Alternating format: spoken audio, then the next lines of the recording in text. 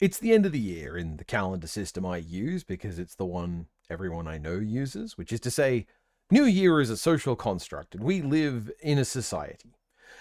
Everyone else out there has already done their best of year lists, but I put my best of year lists actually right at the end of the year to make sure that there's nothing I've missed. And also to give myself a bit of a free square at the point of the year where I filled everything else up and I'm full of pudding. Look, I'm going to present you a list of some of the top fives this year, and they're just going to be broken up into a pretty easy and obvious set of groupings, and I'm just going to be happy about things I liked this year, okay? Videos. First, I want to talk to you about my favorite 5 videos that I made this year. This is going to set aside all of the long form 2 to 3 hour chats about, say, anime that I have with Fox. These are the best videos on the channel because I'm talking with my best friend about stuff that we both care about. Sorry to you out there, I love you dearly as a subscriber number, but the fact is, talking to Fox about stuff I enjoy is just one of my most fun things I can do. For this consideration, and for things that might want to watch out as a sort of rounding out the year kind of way, I'm going to limit myself to the structured, edited videos about games.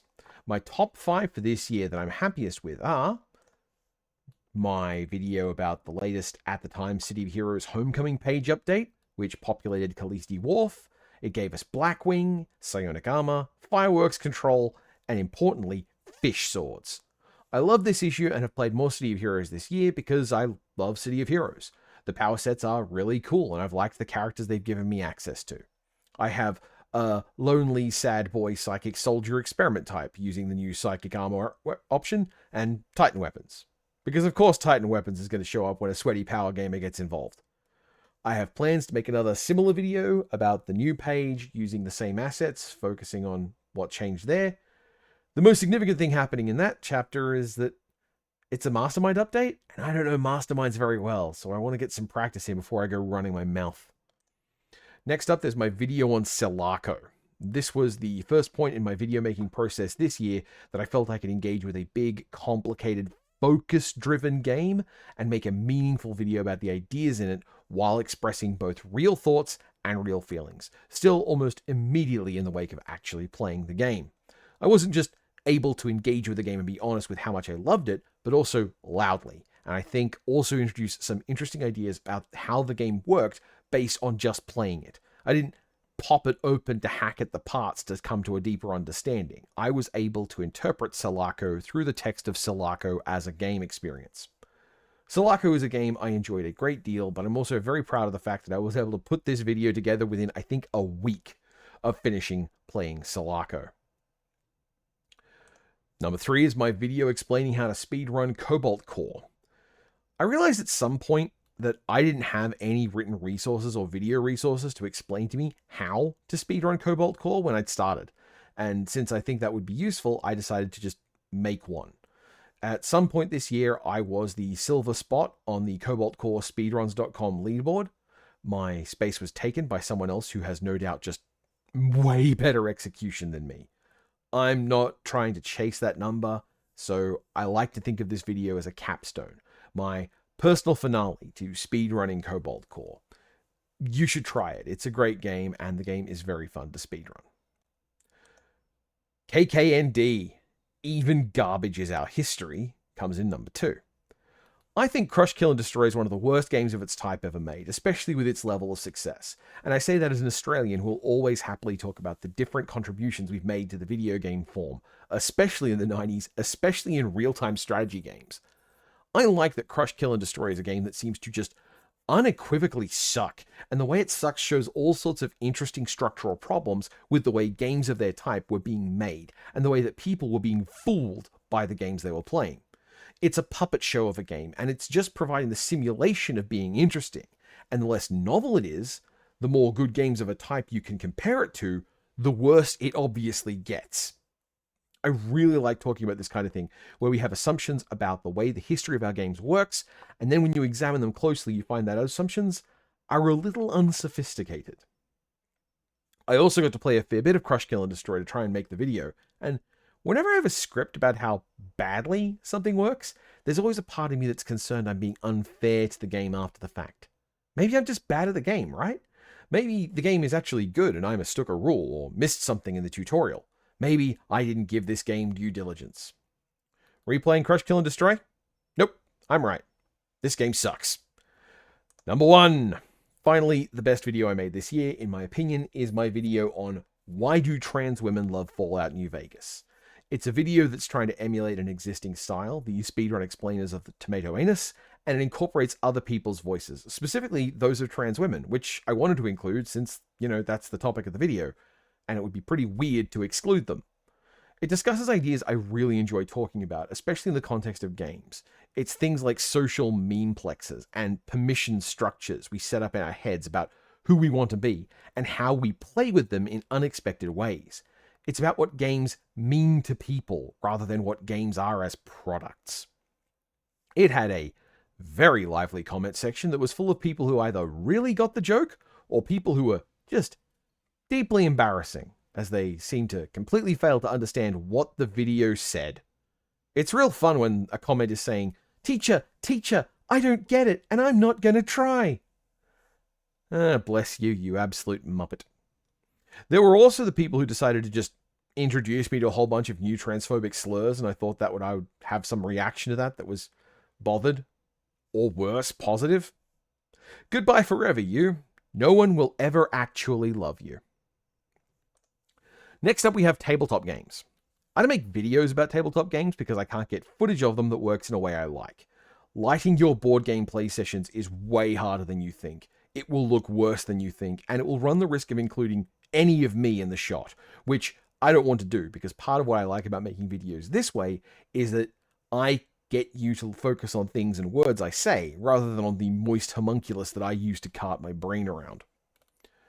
Number 5, So Clover.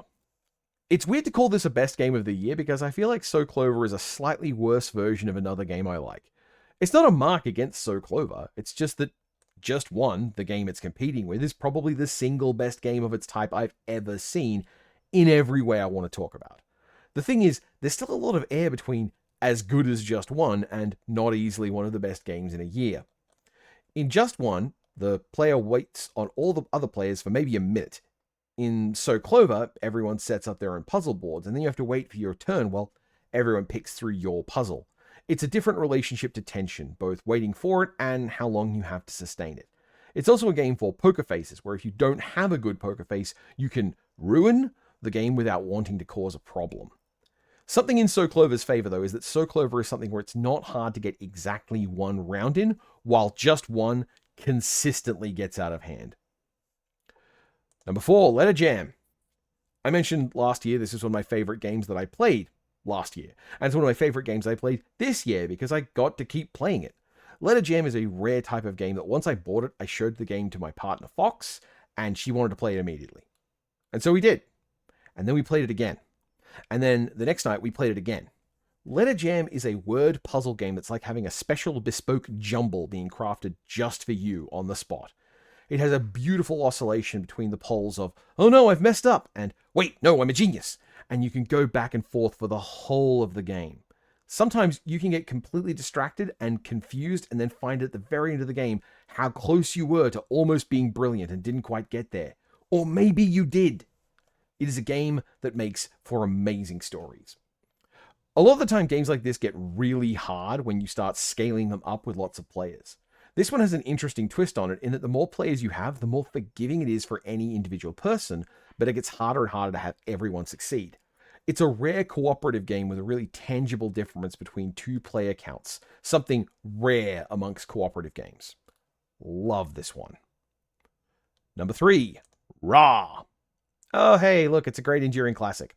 Ra is a great game made by Reiner Knizia. I kind of feel like everyone who gets into board games at the level I'm at probably has a favorite Reiner Knizia game, and I am pretty happy that my favorite one so far seems to be one of the prettiest. I got this special anniversary edition of Ra as a gift, and then I got to play it with my family on my birthday, so there's a lot of specialness around it. It is an incredible game. There are so many people who explain what Ra is and how to play it and how great it is. Maybe I'll put a link in the description if I remember it. What I remember about Ra is that Ra is a push your luck bidding game where you've got to know when to hold, or know when to fold them, know when to walk away, and know when to Ra. Fundamentally, you're grabbing tiles out of a bag and adding them to a lot you want to bid on, and the bidding is done with a fantastic swapping mechanic as well, but more on that later. You can add to the lot, or you can start the bidding, and sometimes pulling things out of the bag starts the auction, and that's just out of your control. You're always at risk of going a little bit too far. Oh, and if you're like me, and you're cautious about lots, you can hold out while everyone else is making bids until nobody else can win auctions. And then you get to dive in the bag and grab as many tiles as you want, as long as you don't pull another auction starter tile. Which I did. Immediately. The first and only time I pulled that off. It was very funny. I like when a game gives me that kind of story. Number 2, Infiltrators. This is a tiny Pandasaurus game that feels like a hybrid of Werewolf with its hidden information elements and your ability to extrapolate alternate realities, and underrated banger Perlock Holmes. In the tradition of those games, which have a great electric feel and puzzly mental state and a slightly ropey rules book with a difficulty and resolution, Infiltrators is also a great electric feeling puzzly mental game with slightly ropey rules. Those rules, however, are augmented with a wonderful sense of theatre. In most puzzler, guessy, accusey hidden information games, with a limited number of guesses, there's a real problem with players finding a way to firmly declare what the actual guess is. Like, is that the guess? Did you mean that guess? Or did you mean to guess something else? Or which of those 2 words did you say? Was that a 23? Infiltrators solves this with a specific bit of theatre where you pick up the physical prop cardboard gun and point it at the card you're guessing, declare the guess, and then spend a bullet from the gun. You can't slip up and accidentally guess right like this, or waste a guess where someone isn't sure that's happened. So it's not like you'll have a situation where 3 players think you've got 2 guesses left and 1 player thinks you have 4. Infiltrators also comes with a campaign, which means that the game escalates in difficulty and adds more new mechanics, with a base mode that's still a genuinely good game in its own right. Somewhat akin to The Crew, which doesn't need the campaign to make every round fun.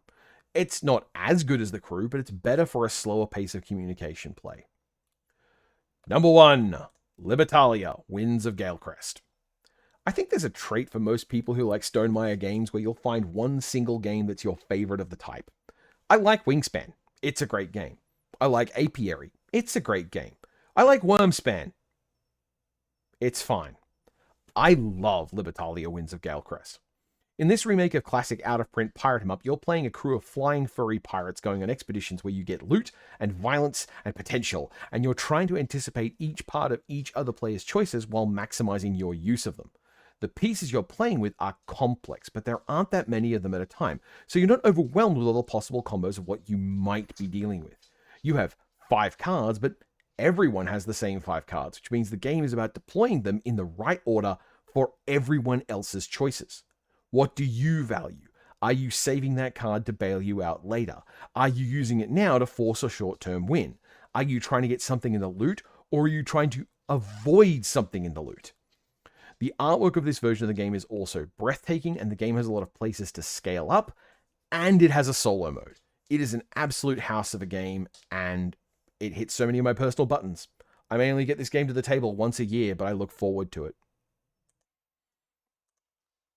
Lastly, what about games that I played and then didn't go on to do articles about? You know, video games, which I will probably inevitably do articles about next year. Number 5, Inscription. I finally got around to playing this, let's call it deck building roguelike of much critical acclaim. I played it in its entirety, and the script for the article is about 3,000 words so far and in need of a full rewrite. I think this game is actually pretty pants, but I did enjoy the experience of writing about how bad it is, which is a special kind of enjoyment that only weirdos like me get to have. Number 4, Sulaco. Yes, I know I already talked about how I was happy with the video about it, but oh my god, Sulaco is so good. Sulaco is this incredibly cool, slick, fun, interesting game that feels like the actual evolution of the kind of game that 3D Realms started on, but ultimately had to fall away from, with this highly thematic, extremely extravagant people in places shooters that like emulate a location, but not what it actually is, but how it feels, where you'll see rows of toilets because a public place has those toilets, but you'll never see them in a person's house. Duke Nukem 3D evolved. It's an FPS game that feels like its most meaningful reference isn't movies or books or genres, but is instead an FPS about being an amazing FPS. It's delightful to see. Number 3, Barber Is You. Hey, have you heard of this Barber Is You game? Yeah, everyone has. Everyone seems to know it's great. I agree. But I did finally get around to actually playing it. I may never do a video or an article about Barber Is You just because it feels like a solved conversation. You work out how clever Barber Is You is, and then you either accept its excellence, play as much of it as you want, or you speedrun past the video essay analysis stage of things and instead do philosophy by using the system itself to, I don't know, make the Undertale fights using this game engine. Barber Is You feels like it's philosophically perfected in that you understand it best by just playing it or watching someone play it. Number 2, System Shock by Night Dive. I love System Shock. System Shock is one of my favorite games from my childhood. I played a free demo of System Shock for weeks, and it was just the first level. I would keep on playing it and replaying it. I'm not good at it. I'm awed with the scope of, again, just the first level. I'm a child getting lost in a cupboard, but I still really reveled in the experience of playing System Shock for a long time. There is a non-zero chance that my memory is so malformed, I only ever played the free demo of System Shock, and it still is embedded in my head as one of my favorite games. The Night Dive remake takes the game that was great in concept and with some incredibly powerful structural design choices, and then it turns into the sort of verisimilitudinous pastiche of all the things that the genre inspired. And yes, I'm leaving that in. I'm the idiot who put that word in the script. I have to suffer. See, Dishonored isn't like System Shock. Not really, because Dishonored has a fluid interface and recognizes a lot of ways it can cut things down to just the crucial details, and the bitty inventory management of patches and a world of trash isn't worth cataloging when the priority of the game is stabbing people in the neck. Despite this, though, they are both FPS games based on RPG structures of the time, with a heavily interactive world that gives you a lot of options for problem solving. The Night Dive remake takes a game I already loved and makes it play like another much later game that I love, with the majority of the changes being immense improvements to the interface. I also love the trivial detail that, as best I can tell, the thing that's mostly unchanged is all the level design. And the most iconic character in System Shock is Shodan, voiced by Terry Brosius. Terry Brosius' job on the original System Shock wasn't voice actor, even though it's something she did. She was the level designer. Number 1, Psychonauts 2. In a year where I also played Sulaco and System Shock and City of Heroes and Libertalia and Cobalt Core and all of that, I still found the time to 100% Psychonauts 2. This is a game I love, and I want to take my time on talking about it, not the least of which is because I have been genuinely shocked at how much better it is than I ever hoped it could be. This is a sequel that's so good it makes me love the previous game more. This is a game that makes me love it so much, I think I want merch. Finally, I want to talk to you about this little hobby YouTube channel. I've released a video every week all year. I've released in some weeks 2 videos. I have a regular release schedule because I like having a regular release schedule, and I am making things of 2 different tracks because I like doing them that way. One is the long-form Let's Play conversations with my partner Fox, who I love, and one of them is thoughtful, controlled examinations of games that try to approach them as more than just commercial products, and instead examines them in terms of academic readings or social ideas or media values, or just the stuff that I think makes the games more rewarding to consider than just whether or not they're worth buying. I've used this to talk about some pretty weird stuff, with my favorite weird thing being talking about how Santana used to be Rob Thomas as a control device to play Silent Hill in a story that definitely didn't happen, but got to have one of my favorite thumbnails of the year. I also got to talk about TTRPGs a lot, and wound up reading tons more indie material than I thought I would. I feel a lot more well-versed in what indie TTRPGs are doing these days, and I think I've got a good groove for talking about them. I think the types of videos I make about them have a value to both players who are interested in looking for new games and designers who would like someone to take their work seriously. I also started a series of video articles about custom magic design, which is a subject very dear to my heart. And I think that all 3 videos in the proper series of it are heaters, and I want to do more of them. Ignore the one I did that was really half-baked. That one has been struck from the canon. I'm hoping you enjoy them because I intend to do at least one more, and hopefully I'll continue to keep doing more. I don't know if anything about this regular posting has been growing my channel. I've heard all sorts of narratives about how you should be doing things on YouTube, and I don't trust any of it because I think that any advice a person with 100,000 subscribers is going to have and share is going to be pretty useless advice to a person with 900 subscribers. Nonetheless, at this point in the year, I am that person with a bit over 900 subscribers.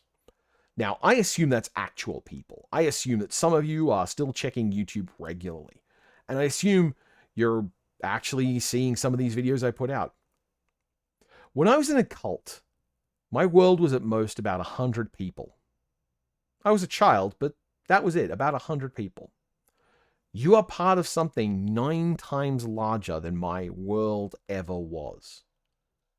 I do at times feel like the object lesson that YouTube is just built around a lie. That in fact, no, if you just keep making what you love with sincerity and heart, there's no connection necessarily to anything like success from that, where you will get growth and people will find you. I just don't think that's true. But I do think that that's how I want it to work. That's how I think it should work. And even if the world doesn't work that way, if it ever does, I'm only ever going to see it work that way as if I'm behaving as if it does. I think this is technically Kantian. Maybe we'll find more people like us by just trying more and sharing more. For now, I want to thank you for watching. I want to thank you for commenting when you did. Several people have said things in my comments this year that helped inspire further writing or further development. The fact that people have given positive feedback or the kinds of things they like seeing has been helpful. Not because I'm looking for desperate reasons to keep doing stuff, but just because you think of things I didn't. I like that. So thanks. Thank you for your presence and thank you for your time. It is a gift. This and all my other videos were made thanks to the support of my patrons over on Patreon.